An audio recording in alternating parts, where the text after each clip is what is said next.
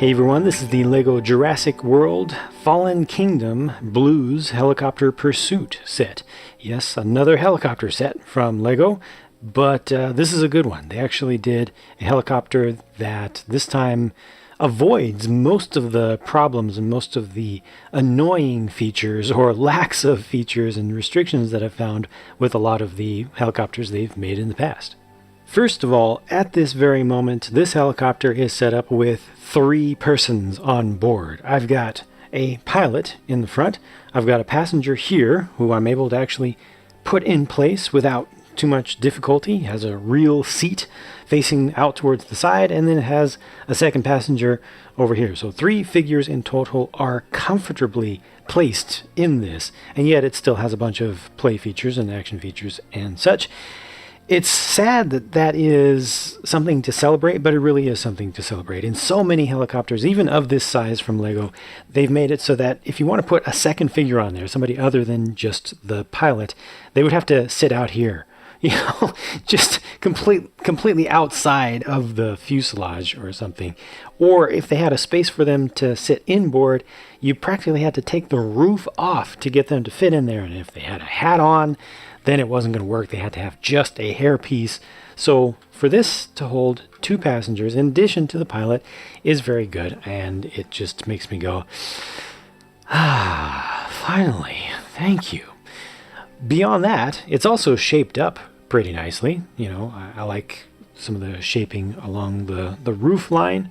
Has some somewhat unique lines to it, even though this canopy piece has been used a number of times up to this point, but it looks pretty good. It looks strong, it looks beefy, and it looks built up. And there really is building involved in this. You know, it doesn't rely heavily upon extra large pieces. You have the canopy piece, you have this under fuselage piece that fits with that canopy, but otherwise everything is really properly built up with plates and bricks and such.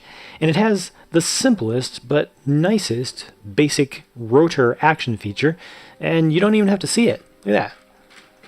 I mean, it's just a little gear that sticks out underneath. It's so simple, and it works so well because you can operate it with the same hand that you're using to hold this, which leaves you with another hand to operate the 6-stud shooter over here, which is on a ball joint, so you can rotate that around in different kinds of ways. You can make it angle all the way down. Those are supposed to represent tranquilizer shots, but uses the smaller size of ball joint piece, so it's not too large, doesn't really get in the way, doesn't bulk things up too much. And if you don't like seeing this, you know, if it just bugs you to see that action feature there, well, just pop it off. Done. Not bad, not a bad look. So good compromise there. Play features for folks who want it. Take it off if you don't want it. You got the searchlights, floodlights over here, which are also on a ball joint. You can take those off very easily. And I actually recommend taking these off when you get down to the ground. You can use them, you know, just set them up like that. Use them on the ground. Alternate purposes for them. Also, it holds on to some cargo. So you've got the little cargo hook down here, and that's intended to work with, well, anything that a hook can fit into, but mostly with this trap and transport crate that they've included here, which actually looks pretty good. This is very easy just to, you know, again, with the little gear here, you just get your rotor spinning up, fly right in, keep that going, hook it, and then take off. And the whole time you're keeping the rotor spinning, which is great. I can't ask for more than that as far as the kind of immersiveness of it. This trap is good. It's actually really good. Not too many pieces used here, but it's solid enough. It opens and closes, a little bit of foliage there, and it has the little spot for food, holds on to a velociraptor, probably larger ones, perfectly well. You can also just remove the bar, kind of roll bar, to make it look a little bit more open. So perhaps, you know, you want to set it up this way so that when you trap Blue finally, or catch, you know, rescue maybe Blue, then you can just pull up these sides, and then the helicopter can come in with all of this together as the gantry to pull them out. But just continuing on with the helicopter itself, there's one other thing here at the back. They also have this as a little piece of cargo. It's just attached with a single small clip right now, and that can hold on to some additional stuff. So you've got a clip on this side, hold on to a trank gun, clip on the other side, hold on to another trank gun. You can see that guy has one that's a stud shooter type, so whether you prefer to see the more realistic style or you want to get the action feature and the playability of the stud shooter, they give you the choice here. Thank you. Whoever designed this, you get it. You totally get it. Just making everybody happy, in my opinion.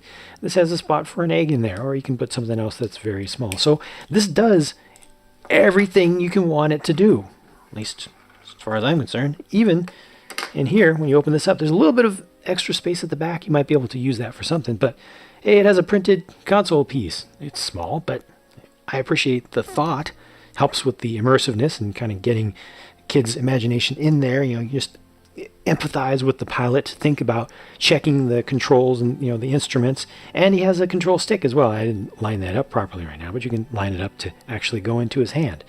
So again, just everything that a helicopter needs and more is here, and it works well.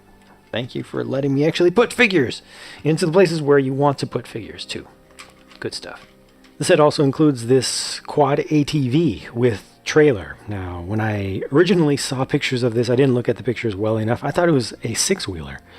That was going to be a cool thing. I liked the idea of that, but it's not. It's a quad, and it has a trailer, and it's on a low-friction ball joint, so this can turn from side to side. Not too far, but it works pretty well, and it even has a spare wheel and tire on it. That's nice.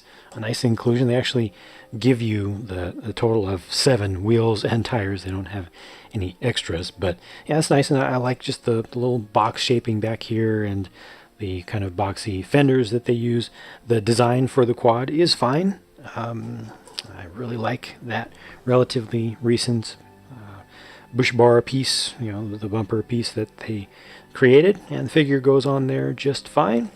I think this is a little bit weak right here, and I'm not sure what exactly they were going for there, but maybe there's just something that I'm not as familiar with. But overall, it looks good and it works well. It's a little different, and it has just one sticker. I took off the handlebar with that, but I just wanted to show you the sticker real quick. It goes on the top. It has a little bit of copper in it, as well as some silver. Here's a better look at blue, and I guess this is looking like it's supposed to be actually that blue, the one and only blue from the first movie. It's just gotten older, and Lego has taken the opportunity to completely redo the color scheme for it, or pretty thoroughly. So I guess its overall look may have changed a little bit in the movie with its age, but I think that Lego went farther than that to try to make it seem a little bit more believable, a little less blue overall. But these Velociraptors are oversized. They got the Utah Raptor style claw. This it's just following the lead of the movie. You can kind of get these into a slight movement pose, unlike some of the larger dinosaurs before it starts to topple over. But if you put this on a studded base, then you can put it in any kind of pose that you want, even like a kicking pose or something. But it's able to angle down, get down to the ground.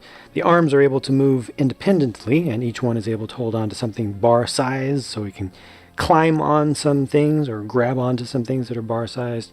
And the mouth opens up like so. I had it kind of in between there, not a proper location for it, but you can kind of get it stuck in between like that, which is a good look. And you can close it up all the way, and the head turns from side to side. You can also ride on the back of this, or if you want to give him a backpack or something, or have him carry along some cargo, then go right ahead. The human minifigures are, left to right, of course, Owen Grady, Ken Wheatley in the center, and on the right is just a generic unnamed pilot. And you can bring his goggles down if you want, or leave them up. I think all 3 of these figures look good. Again, we do get both a more realistic trank gun and this more playable trank gun, so you can choose which to use there. Looks like Owen gets a crossbow, which I really want to refer to as a bowcaster because of how it's been used in another theme. And switching these around to the backs, the prints, and just one alternate face, one for Owen only. Everybody else gets just a single face, and there's just a clearer look at those original faces. This set is good on all counts, in my opinion. If you are absolutely tired of Lego helicopters, you never want to see another Lego helicopter again because they've made so many of them, that's cool. Just skip it. But otherwise, I think you'll enjoy this set if you like what you see. If you are someone who actually wants to play with the set, I think you will get a ton of value from this. And speaking of value, the price to part ratio is fantastic for something that includes a large canopy piece and a small to medium-sized animal in this case. To be at that 10-cent mark is completely unexpected. So I'm very happy about that. I think they could have done a little bit better job of spreading out the value across this theme instead of giving us something that's really good like this and then some others that are not so good, but c'est la vie. This does compromise in all the right ways with good play value and pretty good looks, good builds, good action features, just a lot of good stuff. So I'm happy with it and hope that you are happy with this review. Thanks for watching. I'll talk to you again soon.